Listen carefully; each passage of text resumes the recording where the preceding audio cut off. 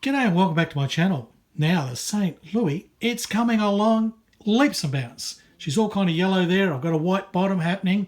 If you have a look inside, there's wood effects on the gunnels. Those parts that we fabricated last time by casting at the stern here, that little crown lantern and the little fleur-de-lis there, they've all been attached to the model first and painted, and it is just coming together beautifully. She's really looking a far lot better than what she was when I first got her. In fact, this is how it was when I got it. It was assembled like this, all glued together, but it was a big blobby mess. Here's a photo.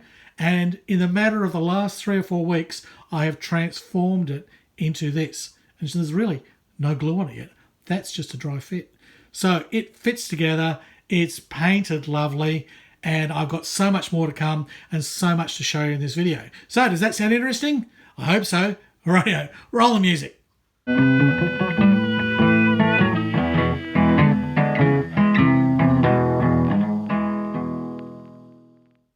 Now to paint the St. Louis, I'm going to need a prime, and I'm going to use Stynylrez. And this neutral yellow, although they've changed the name now, they call it pale mustard, is a terrific colour when you're doing wood effects. As you've seen in the previous videos when I've already had it primed in this colour, and then I've added that life colour liquid pigments to it, and I get some very interesting effects. I also did it on the Bounty. If you watch the Bounty videos, you see the wood effects that I got all the way through the Bounty. And the same here, the sides of the hull, I'm going to do some wood effects using Stynylrez as my base, and then using the liquid pigments from Life Colour to get all those sort of woody type looks. So it is good. It's a great thing. The only trouble is you really need to push it with at least 35 to 40 psi through a decent nozzle. Normally I would run my Revolution. Now that's my Iwater Revolution, which is a 0.5 needle.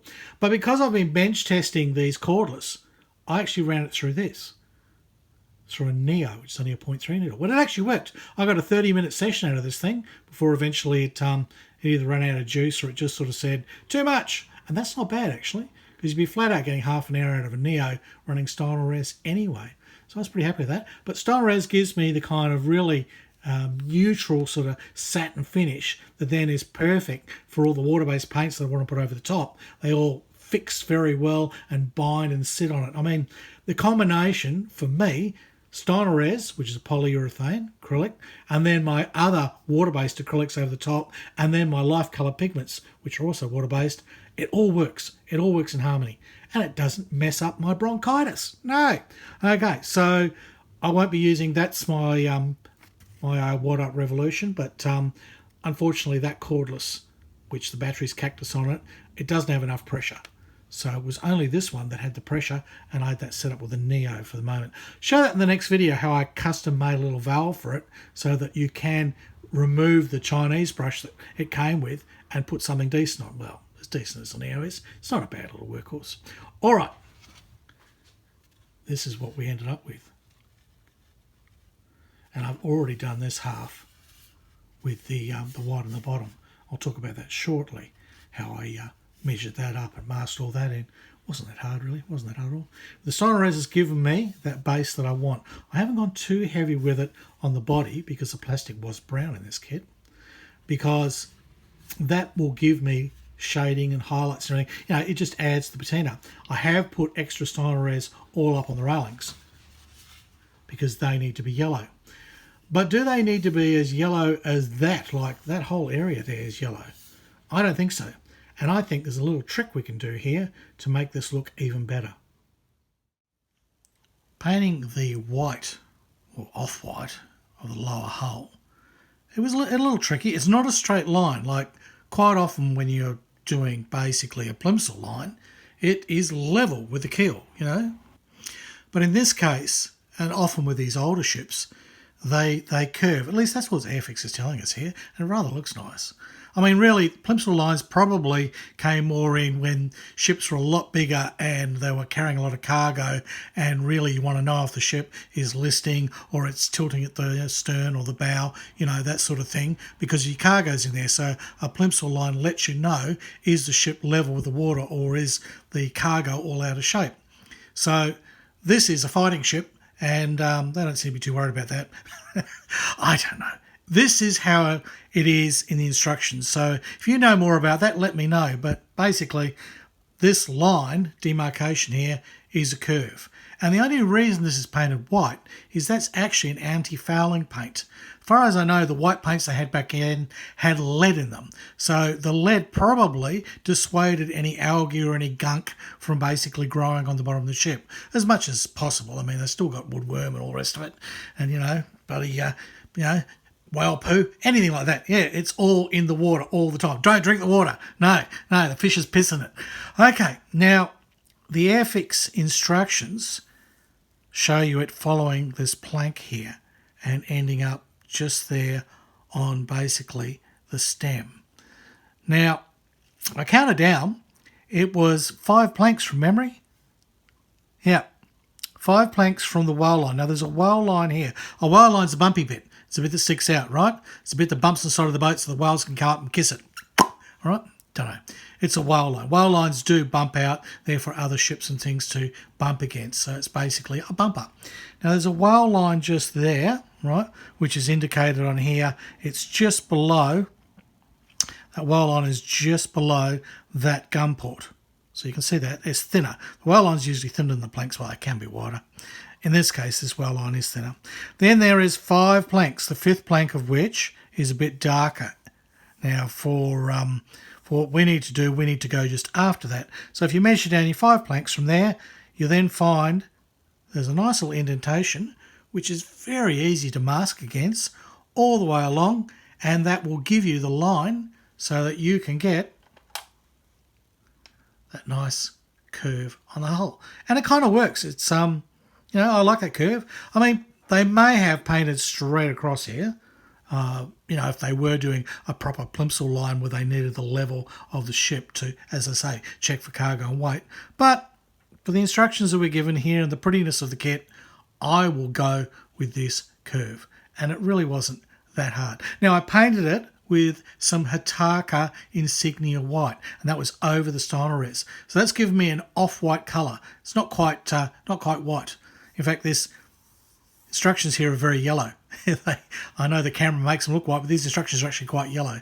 So the Stynylrez is a light yellow. That is an off-white. All this should blend in nicely with all those other colours I chose for the kit. Setting up the dry fit of the Stynylrez primed hull so you could see how the nice parts that I had cast in the previous video, how they all just blended right in. You wouldn't even know it's cast part like that. Fleur-de-lis looks exactly like that one and that one and that one. It works perfectly. The one I did here at the stern, the crown, now that part does look good, but I managed to break it off now 4 times. So when I was doing the dry fit here, I managed to break it off yet again.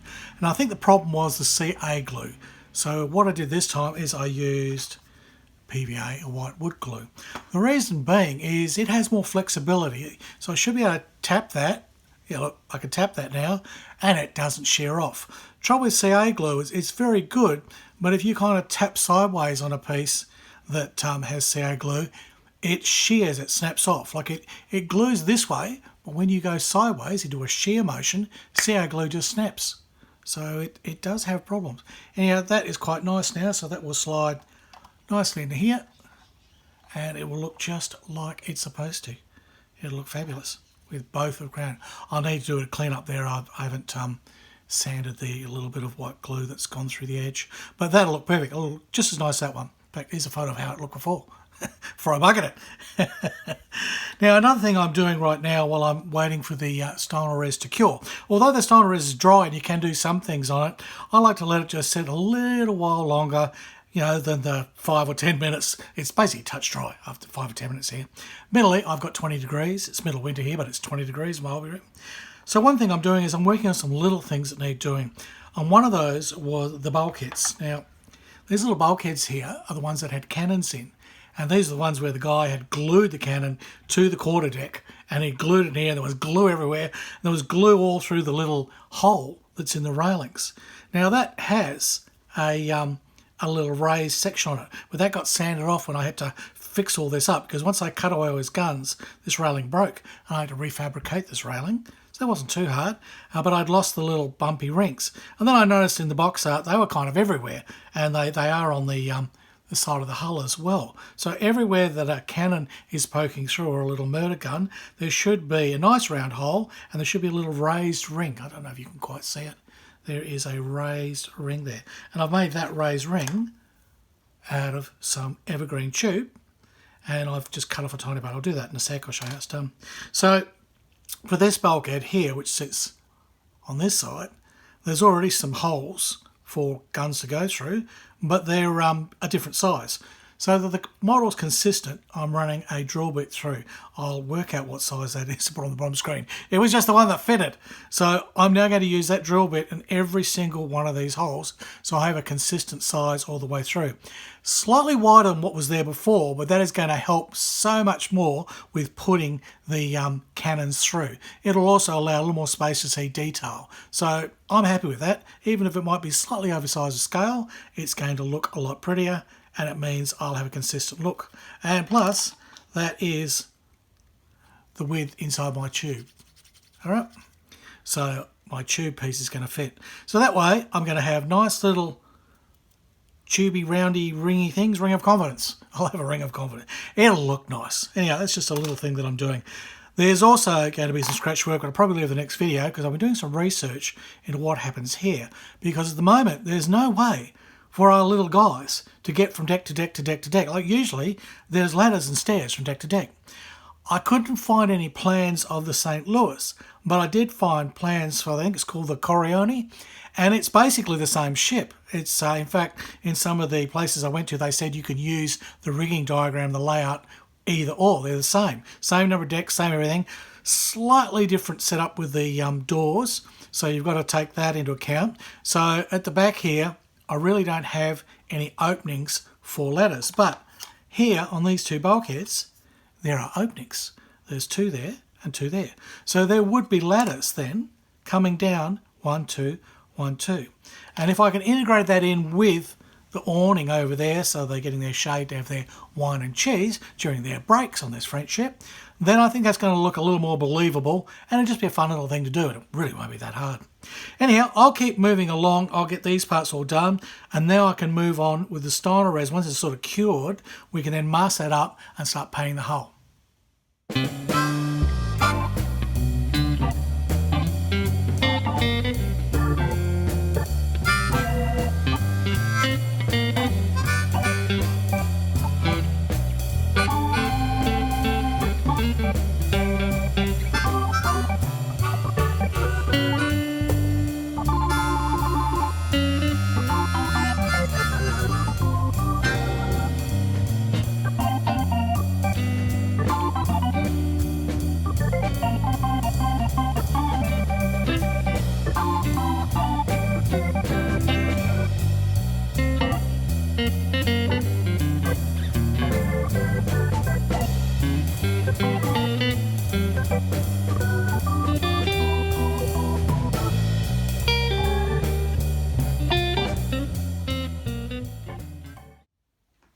Now I measured my my drill bit, and you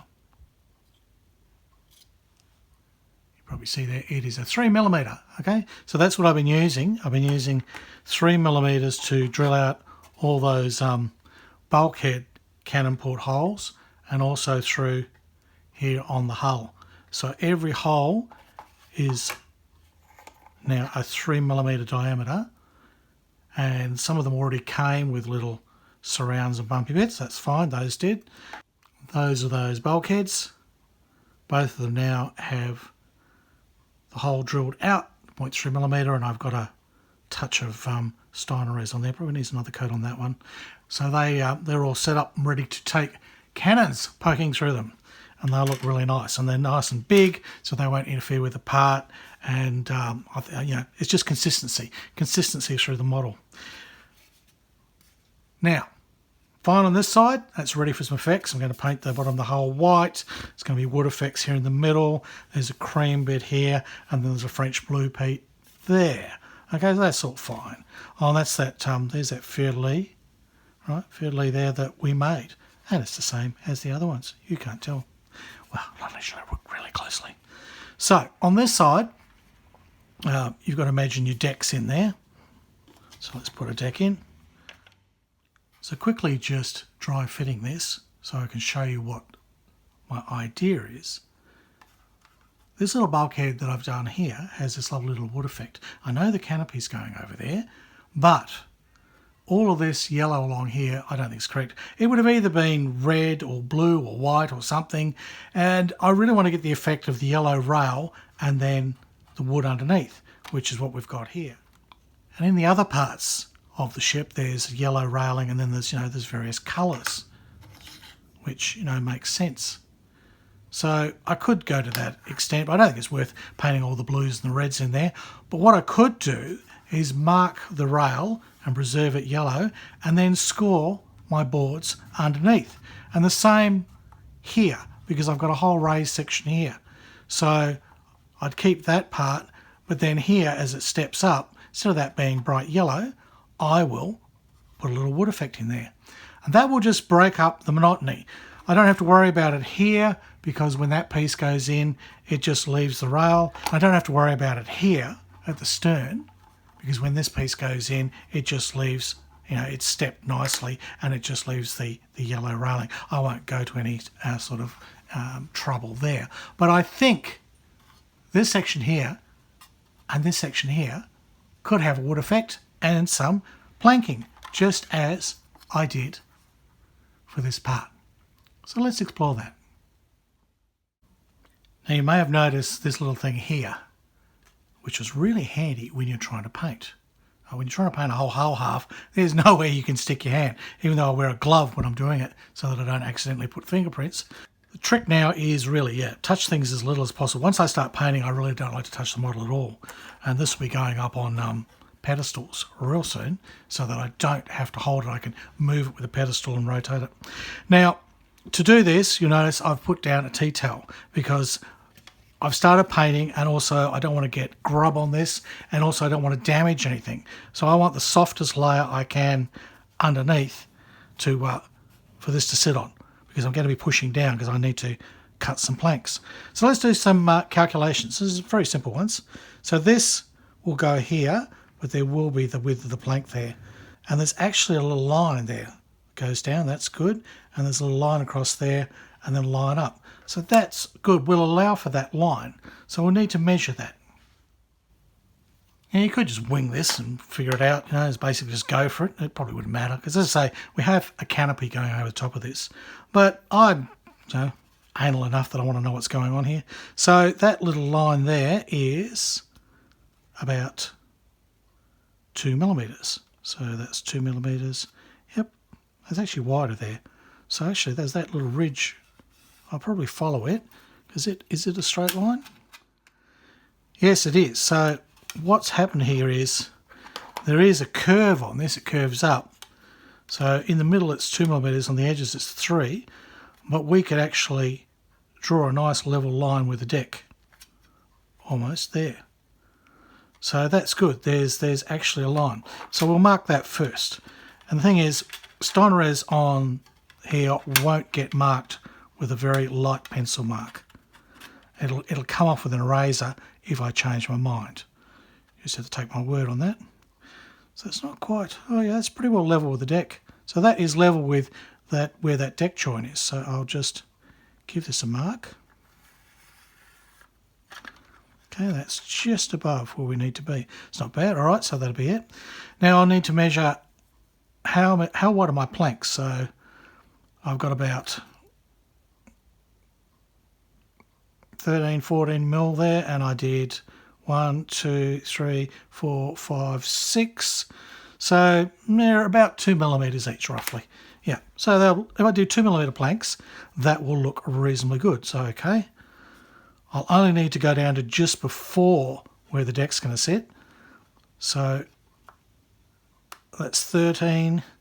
From there, I'll just basically put one every 2 millimeters.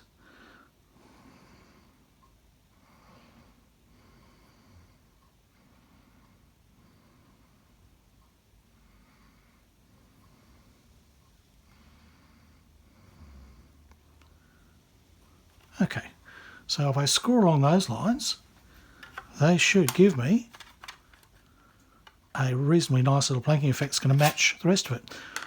Alright, so out with my trusty little scorer.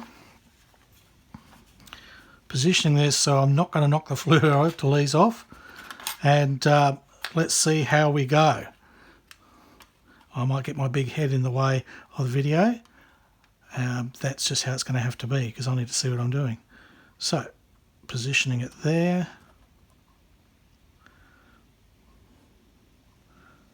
Positioning it there. This is the trick that I do. With the line, I can put the tip of my scribe on there and then the rule will move away whatever width this is going to push.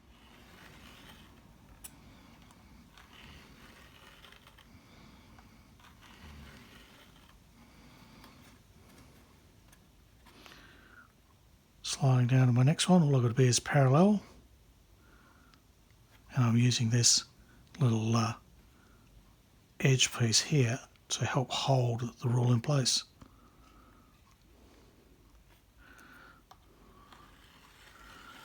Lightly scoring.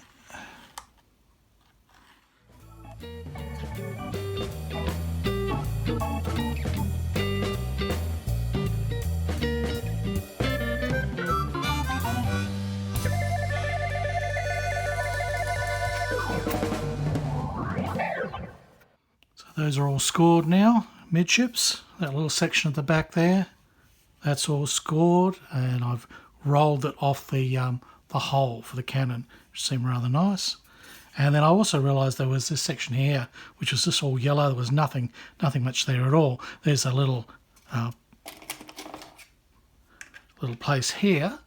I think that's called a focusal beak or something, actually. I think that's what that's called.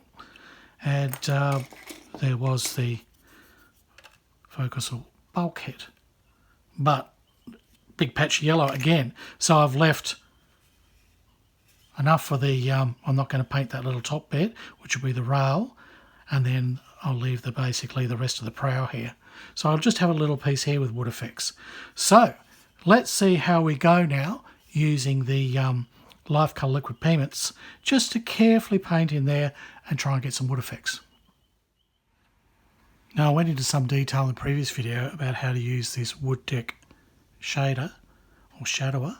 So if you really want to know how I'm going to do this, go back and watch that. But you can at least see the effect happening here.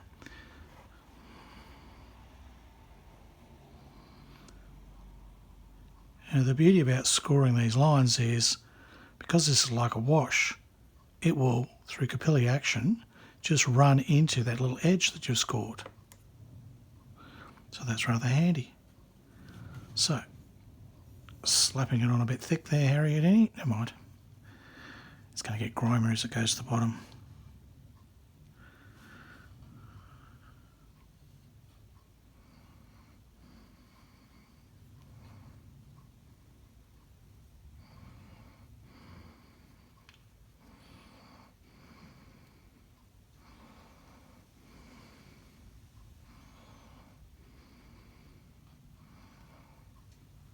Okay, I need to keep this fairly horizontal for this particular trick because I need even pigment everywhere.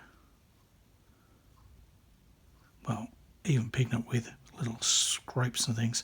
Okay, I need to let that dry. So I'll get on and I'll do all the other ones, and then I'll add the second colour, which is the soot, which will give me the tricks I did with wood colour on the other one. Now this stuff dries fairly quickly, so I can go in with my little soot effect, which I need to be subtle with. Often I'm a bit heavy-handed when it comes to the soot.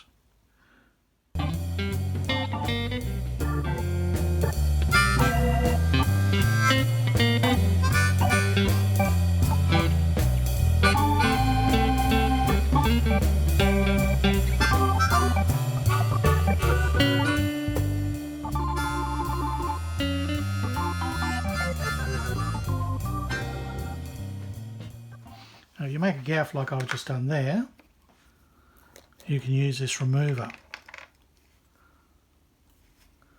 And you can remove for days. I think it's about 3 or 4 days you can use the remover. So I've kind of gone a little bit too far on that edge, so I can use the remover. And I don't even leave a stain. It 100% removes it. It is gone. There's not even like a little filter effect. Okay, well, we have a grimy bit of wood happening there. So again, I don't know if I've gone too far. I'll have to wait and let that dry and we'll come back to it. Remembering that it's all going to be hidden down in here, so it's an effect. And also, well, there's cannons here, so there will be lots of gunk and poop and soot and everything and wombat droppings. Maybe that's actually a good look. As it dries, it changes, so you really have to be patient. You kind of put it down, wait, see what it does. If you don't like it, you can remove it, or you can reduce the effect. I'll get the rest of them done. So has the effect worked? I think so. I might need to tweak a little bit, but I certainly like what I've got happening here at the bow. That ties in nicely with that beak head there, so that is good. The gunwales over here, well, they do fit in very nicely. I might need a bit more light in there so that you can see. It's basically a very similar colour, but there will be cannons there, so it needs to be grubby, so I've left it that way. The one here towards the stern is a lot lighter, and it tones in nicely with the grates, so I think it has worked. So really, I think that's broken up the gunwale, and it's added a lot more sort of flow and detail. A very simple thing to do, but I think it's lifted this a lot, especially if you didn't have a cover and you were basically had an open deck here. Well, you need to do something. Now I still have the cream to put through here, my French blue colours to put through there, and then the wood effects down the side here. And I also want to add a bit of darkening on the whale lines. They're the little bumps that stick out there. I always think must be for the whales to bump against. I don't know why they call them whale lines, but they are. They don't have an H in them. It's just W-A-L-E-S. So they actually, probably because the wood comes from whales. Who knows? I don't know. I'll have to look that up one day. But anyhow, even this plank here, which is the one just above where I've put that off-white for the lower part of the ship, that's supposed to be a bit darker. So there's dark line there, there's dark line there, dark line there, dark line there. They all need doing. Now, I'm not that good with the paintbrush to be able to run and keep a straight line for very long. So I have a special trick for doing that, and I will show you that in the next video. But I think we've accomplished quite a bit here. At least she's kind of yellow, she's got a bit of white lower hull, and those gunwales really starting to give this some detail. It's starting to look like the St. Louis. I'm pretty happy with what's happened so far. So if you like what you've seen, please comment, subscribe, hit that bell notification, like the video. I'd love to hear from you. And if you really like what I've been doing with the St. Louis build, well, get onto my Patreon page, sling me $1 a month. Come on, you can afford it. It's not even a cup of coffee these days. $1 a month. If I can get enough people giving me $1 a month, it really helps me produce these videos, give me some money to buy, kits and products and all the rest of it. Okay, so if you're enjoying it, think about helping me out. It's not compulsory, but I'd really like you to. All right, okay, that's enough. It's goodbye from Australia, and it's hooroo from Harry Houdini.